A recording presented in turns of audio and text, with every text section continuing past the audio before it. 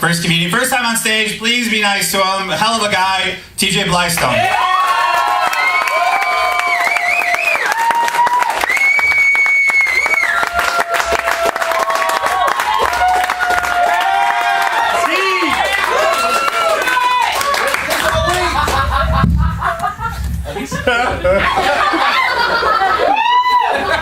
I appreciate it.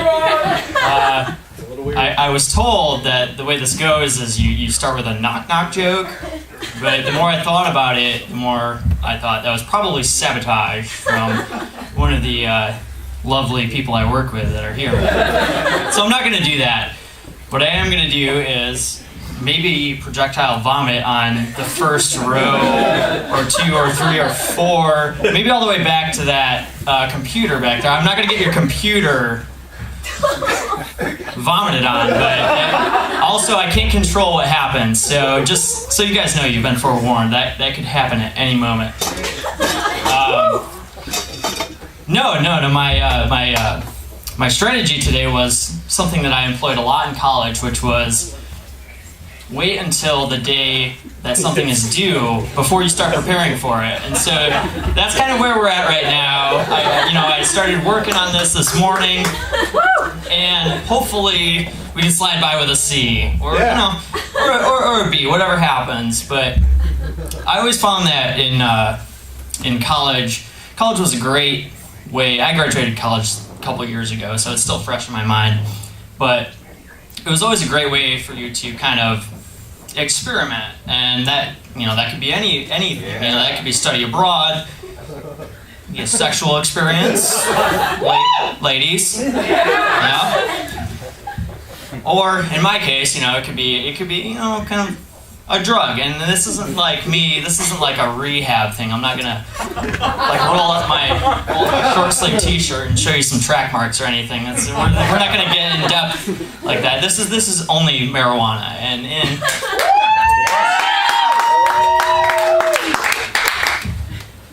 and it's not something that ever really crossed my mind until I got to college and I moved in with a roommate who smoked a lot of marijuana. And so, I'm moving my couch in, moving my bed in, setting my curtains up. My roommate comes out, he's like, "Hey, you want to smoke some pot?" Shit, well, I've never thought about it, but I guess, yeah, it's college, let's do it. And so he did, and that is how it is a brief infatuation, but it was an infatuation nonetheless. A semester-long infatuation with smoking marijuana. And this guy was amazing. He was my idol, despite all the, pot smoking. He was, by the way, how many people, off the record, indulge? Yeah! Okay. All right. Yeah, the cops aren't coming yet, but they're on their way. This is a sting, so No, but he was amazing. Everyone who's smoked pot or knows anyone who's smoked pot knows that there are very distinct types of people, and one of those people is a super hyperactive, super productive pot smoker. That was my roommate.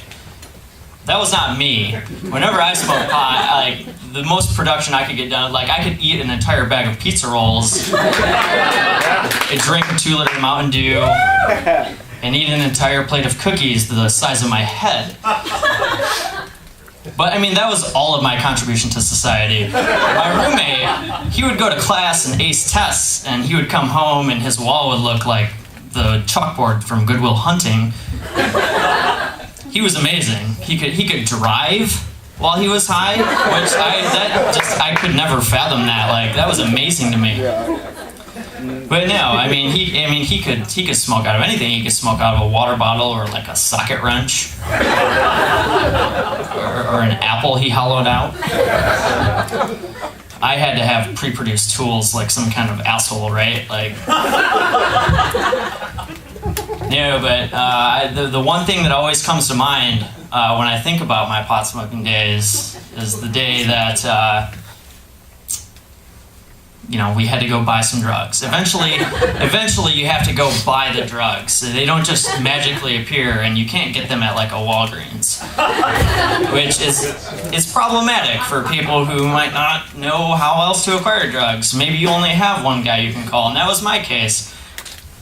And I think I burned that bridge really early on, because after a couple fairly smooth transactions, we ran into an issue, and this is part of the problem why I stopped smoking marijuana. Exactly, it's a fronting. It kind of was a funding issue, yes. We went over to this house, and I had kind of a Pineapple Express drug dealer who always wanted to hang out with you and like catch up and stuff. And I was like more interested in just like a Walmart transaction, like here's money, just give me what I want. But no, he was always like, no, you gotta try before you buy it, man. And he would explain it to me, and he'd break it down and be like, oh yeah, I know what you mean. I could see the crystals, I could see the colors. For sure. That's gonna get me way more high. For sure. Totally worth it. And so we did. We indulged. He would test all these different things out. Be like, wow, that is good. I'm high. This is true. Everything you've said is true. It's good. It's working. Here's $4. Has anyone here tried to buy drugs with $4 before? I don't know if you know this, but inflation has made it so $4 isn't a lot. It doesn't get you a lot of drugs. And at first, my drug dealer thought this was a joke. Like, he was like, huh, nice. That's cool. I pick up what you're putting down. And I was like, oh, I mean, seriously though, what can I get with that? And I saw the panic in his eyes. He was distressed. $4. I mean, this is territory I've never been in before. I've never dealt to anyone with only $4.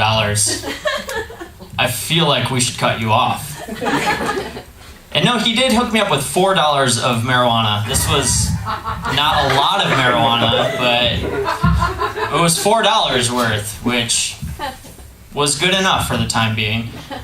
And that's kind of how I decided to, end it. I can see a red light flashing in my eyes, so I guess that means I've been on stage too long. So I guess I don't know if that's a police light or what. The cops are here now, but I'm just gonna put this on and run away.